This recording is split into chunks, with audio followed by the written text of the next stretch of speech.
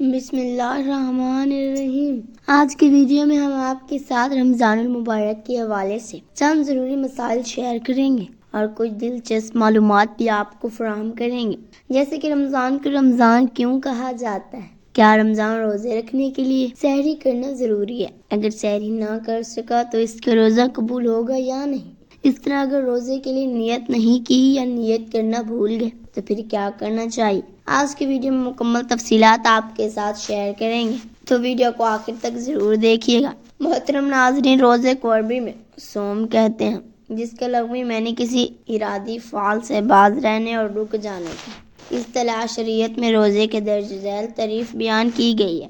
روزے کی نیت کے ساتھ طلوع فجر سے غروب آفتاب تک ہر قسم کی متفطرات سے رک جانا۔ مولا علی قاری فرماتے ہیں کہ رمضان رمضاں سے مشک ہے، اس کا معنی سخت گرم زمین ہے، لہذا محض کا معنی سخت گرم ہوا۔ رمضان کا یہ نام اس لیے رکھا گیا کہ عربیوں نے پرانی لغت سے مہینوں کے نام منتقل کیے تو انہیں اوقات اور زمانوں کے ساتھ موسوم کر دیا جن میں وہ اس وقت واقع تھے۔ اتفاقاً رمضان ان دونوں سخت گرمی کے موسم میں آیا تھا، اس لیے اس کا نام رمضان رکھ دیا گیا۔ یہ بھی کہا جاتا ہے کہ رمضان کا لفظ محض الصائم سے لیا گیا ہے، جس کا معنی یہ ہے کہ روزے دار کے پیٹ کی گرمی شدید ہو گئی۔ رمضان کو رمضان کا نام اس لیے دیا گیا وہ گناہوں کو جلا دیتا ہے۔ دوسرا سوال یہ کہ کیا رمضان میں سحری کرنا ضروری ہے؟ پہلے یہ جان لیں کسے کہتے ہیں۔ سحری سے مراد وہ کھانا جو انسان رات کے آخری حصے میں تناول کرتا ہے، اور اسے سحری اس لیے کہا جائے کہ رات کے آخری حصے کو سحر کہتے ہیں اور یہ کھانا اسی وقت میں کھایا جاتا ہے۔ حضرت انس بن مالک رضی اللہ تعالیٰ عنہ سے روایت ہے کہ رسول اللہ صلی اللہ علیہ وآلہ وسلم نے فرمایا، سحری کھایا کرو اس لیے کہ سحری میں برکت ہوتی ہے۔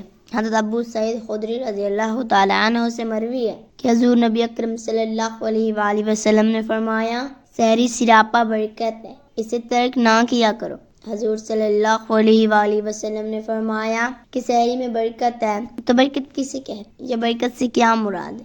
اس کا جواب یہ ہے کہ سحری سراپا برکت ہے۔ سب سے پہلے تو یہ عبادت ہے، پہلے رسول صلی اللہ علیہ وآلہ وسلم کی اقتداء ہے، جہنم کی مخالفت ہے۔ سحری سے روزہ رکھنے میں معاونت ملتی ہے، انسانی جان کو اس کا حق ملتا ہے، کیونکہ انسان نے اس کے بعد کافی دیر تک کھانے پینے سے رکے رہنا ہے۔ چنانچہ سحری کھانے سے انسان سارا دن روزہ، جو کہ اللہ تعالیٰ کی بہت بڑی عبادت ہے، روزہ رکھنے کی طاقت حاصل کر لیتا ہے، بلکہ سحری روزے کا ابتدائی حصہ بھی ہے۔ حضور اکرم صلی اللہ علیہ وآلہ وسلم نے فرمایا، ہمارے روزے اور اہل کتاب یعنی یہودی و انصاری کے روزے کے درمیان فرق سحری کھانا ہے۔ اہل کتاب کے ہاں رات میں سوئے رہنے کے بعد کھانا حرام، اسی طرح مسلمانوں کے ہاں بھی ابتدا اسلام میں یہی حکم تھا، مگر بعد میں مباح ہو گیا، لہذا سحری کھانے سے اہل کتاب کی مخالفت لازم آتی ہے، جو اس عظیم نعمت کی شکر گزاری کا ایک ذریعہ ہے۔ علماء کرام کے سحری کے مستحب ہونے پر اجماع ہے، اور یہ کہ سحری کرنا واجب نہیں، درج بالا حدیث سے ظاہر ہوتا ہے کہ سحری کھانا عبادت اور باعث برکت و ثواب ہے۔ البتہ کوئی حق سحری کے وقت بیدار نہیں ہو سکا یا بعمر مجبوری سحری کا اہتمام نہیں کر سکتا تو سحری کھائے بغیر بھی روزہ رکھ سکتا ہے۔ سحری کھائے بغیر روزہ درست ہوگا، مگر سحری کے برکت اور اجر و ثواب سے محروم ہی رہے گا۔ اس لیے جان بوجھ کر سحری ترک کرنا اہل کتاب کے مشابہت ہونے کے سب جائز نہیں۔ اب آپ کو روزے کی نیت کے بارے میں بتاتے ہیں کہ کیا روزے رکھنے کے لیے نیت ضروری ہے یا نہیں۔ روزہ رمضان کا ہو یا غیر رمضان کا، روزہ صحیح ہونے کی شرعی نیت ضروری ہے۔ البتہ نیت دل کے قصد و ارادے کا نام ہے، لہذا دل میں اتنی نیت کر لینا کافی ہے کہ آج میرا روزہ ہے، یا رات کو یہ ارادہ کریں کہ کل میرا روزہ ہوگا۔ نیت کے الفاظ زبان سے ادا کرنا نہ شکری حاضری نہیں۔ ہاں، زبان سے نیت کا اظہار کرنا بہتر ہے، لیکن نیت کے لیے کوئی مخصوص الفاظ حدیث سے ثابت نہیں۔ واضح رہے کہ نیت دل کے ارادے کا نام ہے، اور رمضان کے مہینے میں روزے کی نیت کرنا ضروری ہے، دل میں ارادہ کر لینا چاہیے بھی کافی ہے۔ بہرحال اس نیت کے استحضار کے لیے اگر زبان سے بھی نیت کر لیں تو بہتر ہے۔ فقہا نے لکھا ہے کہ رمضان المبارک میں روزے کے ارادے سے سحری کرنا بھی نیت کے قائم مقام ہے۔ اگر رات کو نیت نہ کر سکا یا بھول گیا تو نصف نہار شریع سے پہلے روزے کی نیت کر سکتے ہیں۔ نصف نہار شریع سے مراد یہ کہ اگر صبح صادق طلوع اور سورج کے غروب کے وقت کو دو حصوں میں تقسیم کیا جائے، اس کے درمیانی نقطے کو نصف نہار شریع کہتے ہیں۔ اس وقت سے پہلے رمضان کے روزے کی نیت کرنا ضروری ہے۔ مثال سے سمجھے کہ طلوع صادق اور غروب آفتاب کے درمیان 12 گھنٹے کا وقت ہے، تو اگر آپ سے نیت بھول جائے تو آپ گھنٹے تک روزے کی نیت کر سکتے ہیں، جسے نصف نہار کہا جاتا ہے۔ محترم ناظرین، یہی رمضان ہے، ہمارے پاس رب کا ایک تحفہ ہے کہ ہم اس میں اپنے رب کو راضی کر لیں۔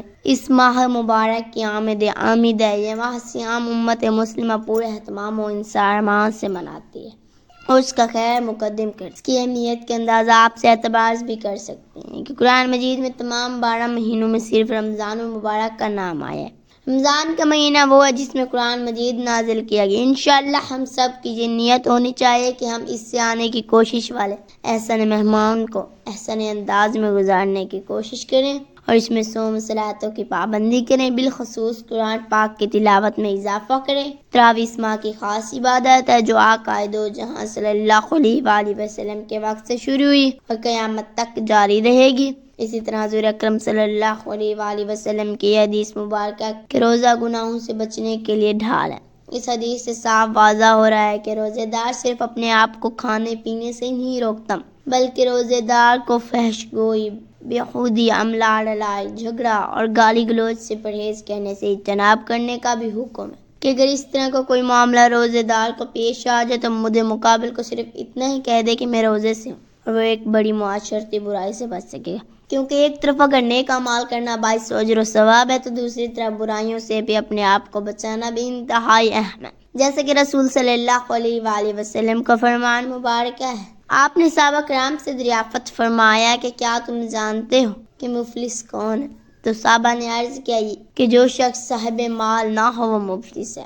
آپ صلی اللہ علیہ وآلہ وسلم نے فرمایا میری امت کا مفلس وہ ہے کہ جو قیامت کے دن نماز، روزہ اور زکوٰۃ جیسے اعمال اپنے ساتھ لے کر آئے گا، لیکن اگر اس کے ساتھ اس نے کسی کو گالی دی ہوگی، کسی پر کوئی تہمت لگائی ہوگی، کسی کا ناحق مال کھایا ہو، کسی کو ناحق قتل کیا ہو، تو اس کی نیکیاں مظلوموں میں تقسیم کر دی جائیں گی، اور اگر اس کی تمام نیکیاں ختم ہو جائیں گی تو اس مظلوم کے گناہ اس کے نام اعمال میں ڈال دیے جائیں گے۔ اللہ پاک اس ماہ سعید کو ہمارے لیے باعث رحمت و مغفرت و نجات بنائے، آمین۔ اللہ پاک سے دعا ہے کہ اللہ پاک ہمیں ان حدیث پر عمل کرنے کی توفیق عطا فرمائے، آمین۔